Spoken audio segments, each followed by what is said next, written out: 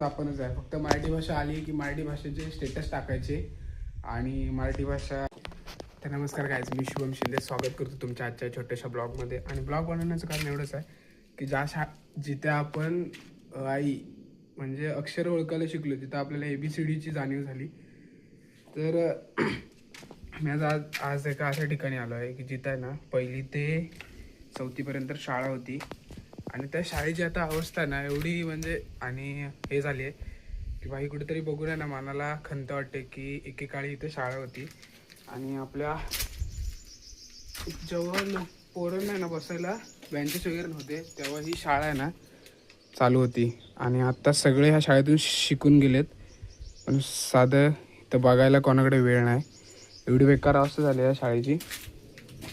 पाहू शकता तुम्ही, ही आमच्या गावातली जिल्हा परिषद मराठी शाळा ओळी नंबर 2 सिक्युलेही आहे.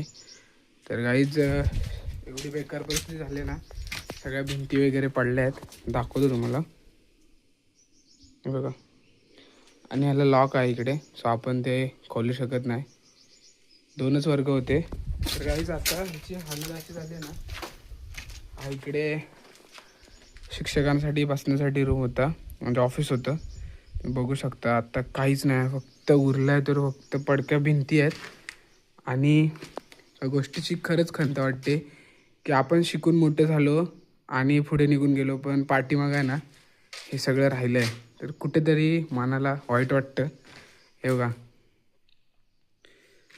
ज्यांच्याकडून आपण शिक्षणाची प्रेरणा घेतली ना त्यांचे फोटो फक्त आज भिंतीला लटकलेत, बाकी काहीच नाही आहे. शाळेत बसायला कोण नाही आहे का, कशामुळं आपण शिकलो आणि आपण आपल्या मुलांना इंग्लिश मिडियममध्ये शिकायला वाटवलं. हेच ते खडू आहे, त्या खडूने ना आपण आई लिहायला शिकलो. हीच ती पुस्तकं आहेत, कशी पडलेत बघा.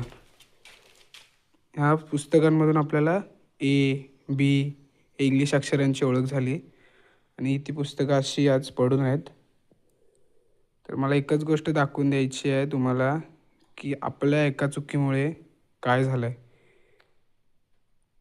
तर गाईज, जेव्हा शिकायला काहीच नव्हतं, मुलांना बसायला बेंचेस नव्हते ना, तेव्हा ही शाळा चालू होती. आणि आत्ता शाळेत सगळ्या काही गोष्टी होत्या. शाळा पडली म्हणजे बंद झाली, त्यामुळे इथल्या गोष्टी दुसरीकडे शिफ्ट करण्यात आला. त्यानंतर शाळेकडं लक्षच देण्यात नाही आलं आहे बघा.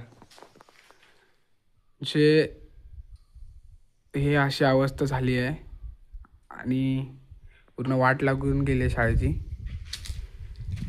ही बघ, म्हणजे कोणाला मी असं पर्सनली बोलत नाही की त्यांच्यामुळे झालं, पण कुठेतरी ह्याला कारणीभूत आपणच आहे. फक्त मराठी भाषा आली की मराठी भाषेचे स्टेटस टाकायचे आणि मराठी भाषा वाचवा ह्यासाठी बॅनर तयार करायचे, नारे लावायचे. पण आपण कुठं काय सुरुवात करतोय? आपण काहीच नाही. आपण आपल्या मुलांना इंग्लिश मिडियममध्ये शिकायला घालतोय. म्हणजे शिक्षण तर दिलंच पाहिजे, चांगलं शिक्षण दिलं पाहिजे. प्रत्येक पालकाची म्हणजे पाल्याची गरज आहे, मुलाची गरज आहे.